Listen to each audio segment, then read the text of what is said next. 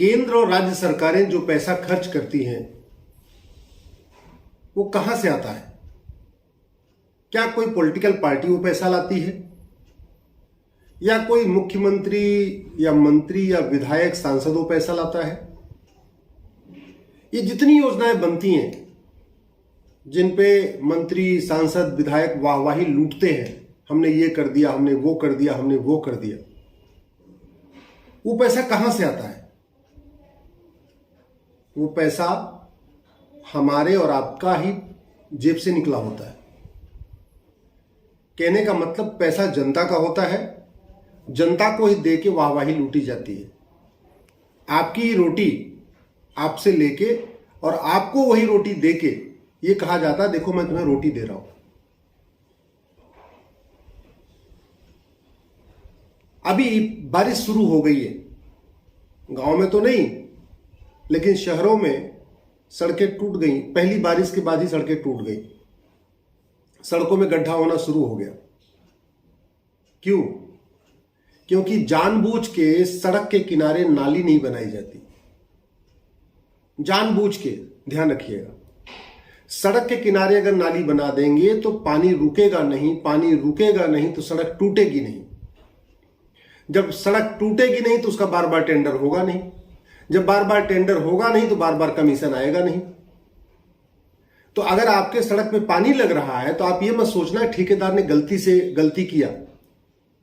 देखो ठेकेदार को पता ही नहीं था, उसने नाली नहीं बनाई, उसको पता था।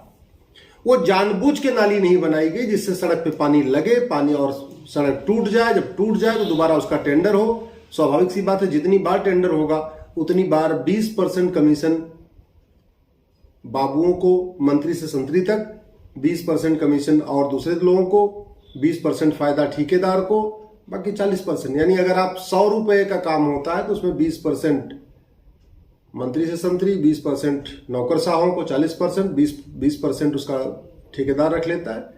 शेष बचे हुए 40% पे काम हो जाता है। तो जितनी बार टेंडर होगा उतनी बार पैसा फायदा होगा। शहरों में जितने जो चाहे हुडा हो या डीडीए हो या गाजियाबाद में जीडीए है, इलाहाबाद में एडीए है, कानपुर में केडीए है, लखनऊ में एलडीए है, जयपुर में जेडीए है, जयपुर डेवलपमेंट अथॉरिटी, जो ये सरकारी डिपार्टमेंट हैं जो फ्लैट बनाते हैं जनता के लिए, वो कभी उसका नक्शा अच्छा नहीं होता। या तो कमरे की लंबाई ज्यादा होगी या चौड़ाई ज्यादा होगी, किचन छोटा होगा या किचन बड़ा होगा, बेडरूम छोटा कर देंगे या बड़ा कर देंगे, बेडरूम ज्यादा लंबा कर देंगे या ज्यादा चौड़ा कर देंगे।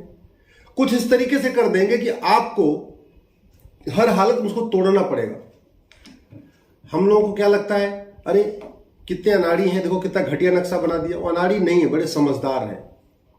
वो जानबूझ के ऐसा नक्शा बनाया जाता है जिससे आप मजबूर हो जाओ उसमें छेड़छाड़ करने के लिए, उसकी बालकनी तोड़ने के लिए, कमरा बढ़वाने के लिए या किचन तोड़ के शिफ्ट कराने के लिए। इसको कहते हैं करप्शन बाय डिजाइन। भ्रष्टाचार दो तरीके का होता है, corruption by design, corruption by default. Corruption by default क्या है? आप सड़क पे जा रहे हैं, पुलिस वाले ने आपको रोका, 200 रुपए 500 रुपए ले लिया। आप नगर निगम में गए बर्थ सर्टिफिकेट बनवाने, बाबू ने आपसे बोला 1000 रुपए दो, बर्थ सर्टिफिकेट बना देंगे। आप थाने में गए एफआईआर लिखवाने के लिए, मुंशी बोलेगा 200 रुपए लाओ तब एफआईआर लिखूंगा। तहसील में गए आप किसी काम के लिए, पेशकार बोलेगा 500 रुपए लाओ तब आपको तारीख जल्दी वाली दूंगा, नहीं तो 1 साल के बाद की तारीख दे दूंगा। ये हो गया करप्शन बाय डिफॉल्ट, मतलब सामान्य करप्शन। अब उसको लोगों को चिंता भी नहीं, उनको लगता है ये तो जीवन का पार्ट है, ये तो करना ही पड़ेगा। मतलब तहसीलदार को, पेशकार को, हवलदार को, थानेदार को ये जो पैसा देते हैं उसको हमने मान लिया कि ये तो ठीक है भैया, तो देना ही देना है, ये सिस्टम है ऐसा। हालांकि दुनिया में ऐसा नहीं है, भारत में ही चल रहा है ये। लेकिन दूसरा होता है करप्शन बाय डिजाइन। ऐसा नियम कानून बनाना, इस तरीके का नक्शा बनाना, इस तरीके की प्लानिंग करना कि अपने आप उसमें बार बार पैसा आता जाए। उदाहरण के लिए जैसे मैंने आपको बताया, सड़क के किनारे नाली नहीं बनाएंगे, सड़क बार बार टूटेगी, बार बार टूटेगी, बार बार टेंडर होगा, बार बार कमीशन आएगा। सड़क का जो मटेरियल होगा, अगर वो घटिया रहेगा तो सड़क बार बार टूटेगी, बार बार टूटेगी तो एक तो घटिया मटेरियल लगाएंगे तो वैसे भी बचत हो गई, और फिर बार बार टूटेगी, बार बार टेंडर होगा तो बार बार कमीशन आएगा। ये जितने अपने डेवलपमेंट अथॉरिटीज जो फ्लैट का नक्शा बनाती हैं वो घटिया नक्शा बनाएंगे तो आप तोड़ोगे तो स्वाभाविक सी बात है वो आके आपको नोटिस दे देंगे, आपने क्यों तोड़ा, तो 10-20 हज़ार रुपये आपको देना पड़ेगा। दूसरा, अगर अच्छा नक्शा बना दें तो उनको 99 ईयर की गारंटी देना पड़ता है। ये जो फ्लैट खरीदते हैं हम लोग, एडीएसए, केडीएसए, एमडीएसए, जीडीएसए, एलडीएसए, जिससे भी आप जिस भी शहर में रहते हैं वहां एक अथॉरिटी होती है, उसकी 99 ईयर की गारंटी होती है। लेकिन उस गारंटी में यह लिखा है कि इसकी गारंटी तभी है जब इसमें छेड़छाड़ न करो। अब अगर अच्छा नक्शा होगा तो आप छेड़छाड़ नहीं करोगे तो 99 ईयर की उनको गारंटी मेंटेन रखनी पड़ेगी। तो वो क्या घटिया उसमें मटेरियल डालते हैं तो नक्शा डिस्टर्ब कर देते हैं। नक्शा डिस्टर्ब करते हैं तो आपको मजबूरी में छेड़छाड़ करनी पड़ती है, थोड़ा दीवार शिफ्ट कराना पड़ेगा, बढ़ाना पड़ेगा, घटाना पड़ेगा, बालकनी बढ़ानी पड़ेगी, किचन बढ़ाना पड़ेगा। और जैसे ही आप उसको तोड़ेंगे, जैसे ही आपने उसमें थोड़ा छेड़छाड़ कराया तो जो 99 ईयर की गारंटी खत्म।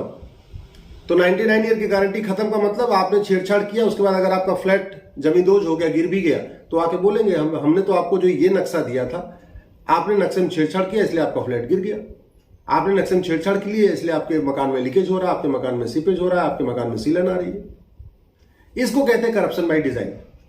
ये डिजाइन किया, ऐसा नियम बना देना कि जनता उसको फॉलो ना कर पाए, मजबूर होकर उसको तोड़े, और जब तोड़ेगी तो पैसा देंगे। ऐसा कानून बना देना कि जनता उसको फॉलो ना कर पाए, फॉलो नहीं कर पाएगी तो वो कानून तोड़ेगी तो स्वाभाविक सी बात है कोई न कोई सरकारी इंस्पेक्टर आएगा, उसको पैसा देना पड़ेगा।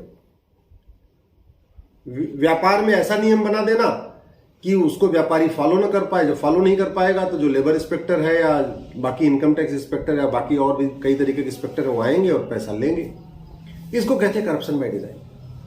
दुर्भाग्यवश भारत में हमारा और आपका दिया हुआ जो पैसा है लगभग उसका 20% मिनिमम घूसखोरी, कमीशनखोरी, दलाली में चला जाता है। कोई भी योजना उठा लीजिए, आयुष्मान कार्ड भी 500 रुपए लेते हैं तब बनाते हैं। प्रधानमंत्री आवास योजना में लगभग 10 से 15 हजार रुपए ले रहे हैं प्रधान, तब जाके वो मकान अलाट हो रहा है गरीबों को, एडवांस में पैसा ले रहे हैं। ये कड़वी सच्चाई है। सड़कें आपकी बन रही हैं, हर साल टूट रही हैं। गवर्नमेंट हॉस्पिटल बदहाल है। आप खुद सोचिए ना, हमारे और आपके पैसे से गवर्नमेंट हॉस्पिटल चलता है, आप लेकिन इलाज कहाँ कराते हैं? प्राइवेट हॉस्पिटल में। आप गवर्नमेंट हॉस्पिटल जाना नहीं चाहते क्योंकि वो आप जो पैसा दे रहे हैं वो दवाइयां जो है कागजों पे आ रही, बाकी तो आ ही नहीं रही।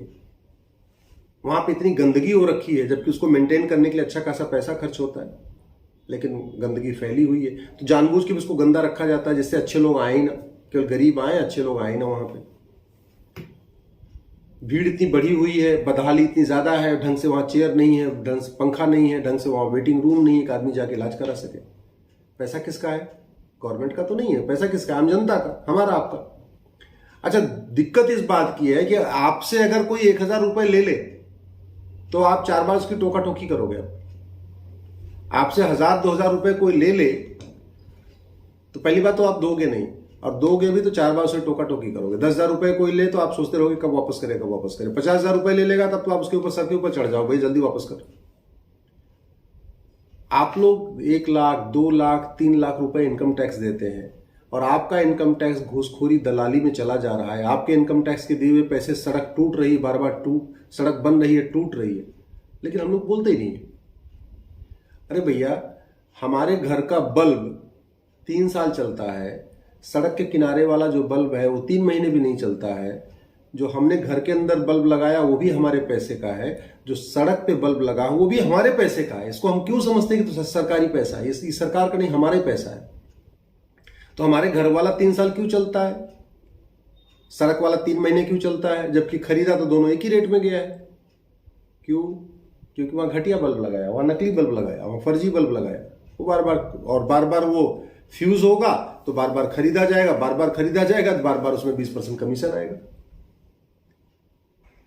हमारे घर की जो 4 बाउंड्री वॉल है वो तो 50 साल चलती, 100 साल चलती है, जबकि पार्क की बाउंड्री वॉल 2 साल 3 साल में टूट जाती है। हमारे घर की जो बाउंड्री वाल है वो भी हमारे पैसे से बनी हुई है, पार्क की जो बाउंड्री वाल है वो भी हमारे पैसे से बनी हुई है, लेकिन हम उसको मानते नहीं हमारा पैसा। अरे भैया कहाँ से पैसा? वो वो जो सरकारी बाबू है जिसने बनवाया वो अपने घर से लाके दे रहा है क्या? कहाँ से ला रहा है पैसा? वो जो सरकार बना रही कहाँ से ला रही है? जो आपको कोई मुफ्त में कोई सामान मिल रहा है वो कहाँ से रहा है? हमारी गाड़ी तो बहुत मेंटेन रहती है, सरकारी वाली गाड़ी वो मेंटेन क्यों नहीं रहती, जबकि गाड़ी दोनों हमारे पैसे से खरीदी हुई है? तो मैं आपसे ये आग्रह कर रहा हूं कि आप लोग भ्रष्टाचार के खिलाफ बोलिए। वो जो पैसा जा रहा है 20% वो कहीं बाहर का नहीं जा रहा है। और आप जानते हैं कितना पैसा जा रहा है? लगभग 14 से 15 लाख करोड़ रुपए हर साल जा रहा है घूसखोरी, कमीशनखोरी, दलाली में। केंद्र और राज्यों का टोटल बजट 70 लाख करोड़ रुपए है। 70 लाख करोड़। इस 70 लाख करोड़ का 20 से 25% घूसखोरी, कमीशनखोरी, दलाली में जाता है। यानी ऑन एन एवरेज 15, 16, 17 लाख रुपए हर साल, चलो 15 लाख मान लेते हैं मिनिमम। तो 15 लाख करोड़ रुपए, 70 लाख करोड़ टोटल बजट, 70 लाख करोड़ का 20% रख लीजिए तो 14 लाख करोड़ हुआ। यानी 14 लाख करोड़ रुपए हर साल चला जा रहा है घूसखोरी, कमीशन। और जो पैसा तो जा ही रहा है, परेशानी भी तो बढ़ रही है। अरे सड़क टूट रही है तो परेशान कौन हो रहा है? पार्क का स्ट्रीट लाइट बार बार फ्यूज हो रहा है तो परेशान कौन हो रहा है?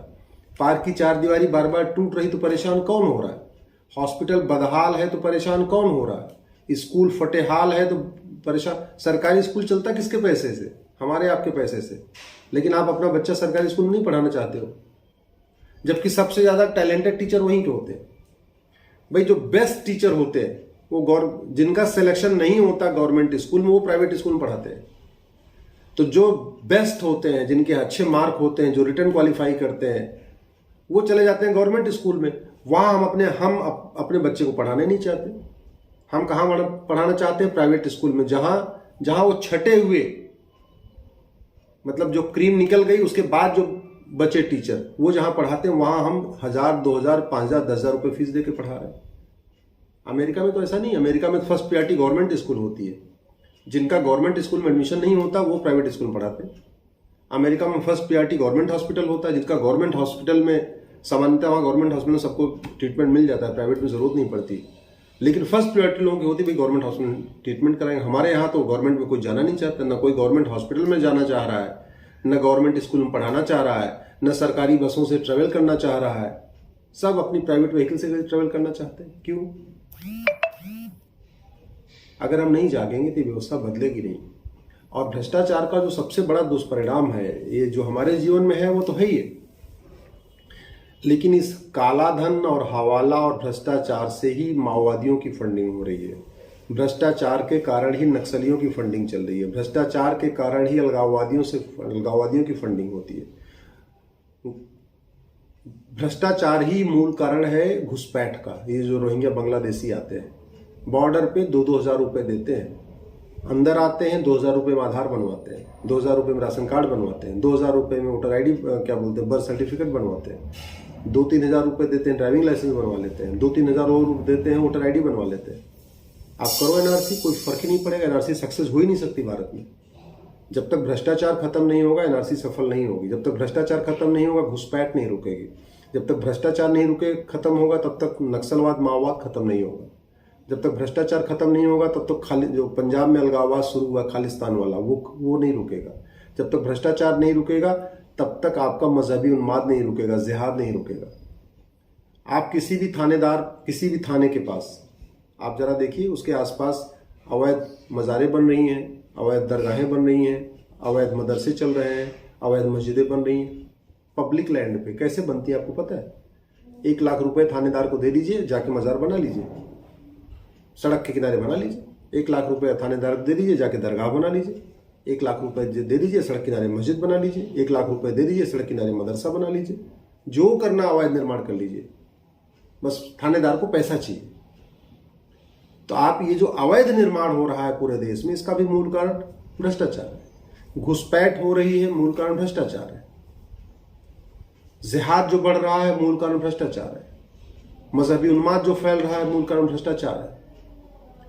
जितने भी तरीके के अवैध काम होते हैं वो हमेशा अवैध धन से ही होते हैं। कोई भी देश विरोधी काम फ्री में नहीं होता। हर देश विरोधी काम की फंडिंग होती, पैसा आता है।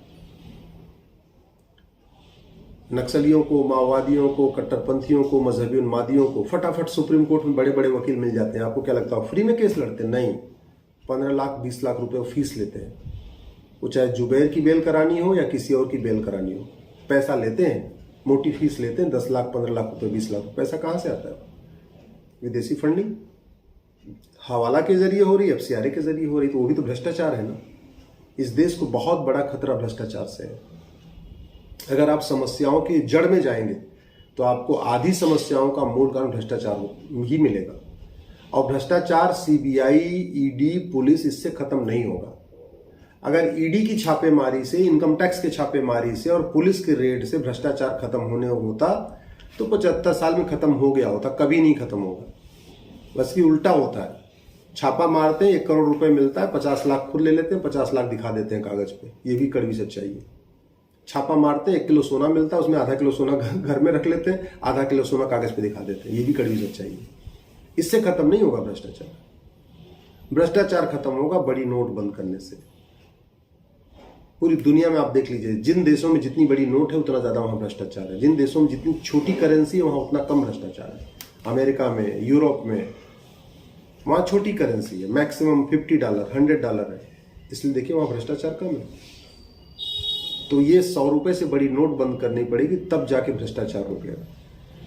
कैश लेन देन यहाँ तो अनलिमिटेड है, कितना भी कैश में ले लीजिए। 2 लाख रुपए का सामान भी कैश में खरीदिए, 5 लाख का सामान भी कैश में खरीदिए, 10 लाख का भी सामान भी कैश खरीदिए। कैश लेन देन की लिमिट सेट करना पड़ेगा, प्रॉपर्टी को आधार से लिंक करना पड़ेगा, और भ्रष्टाचारियों को आजीवन कारावास और फांसी देने के लिए कानून बनाना पड़ेगा। दुनिया के कई देशों में फांसी देने का कानून है, हमारे देश में तो मैक्सिमम 7 साल। घूसखोरी हो, जमाखोरी हो, मिलावटखोरी हो, कालाबाजारी हो, मुनाफाखोरी हो, मैक्सिमम 3 से 7 साल। इसलिए मेरा आपसे आग्रह है कि ये विषय ठीक लगे अधिक से अधिक शेयर करिएगा।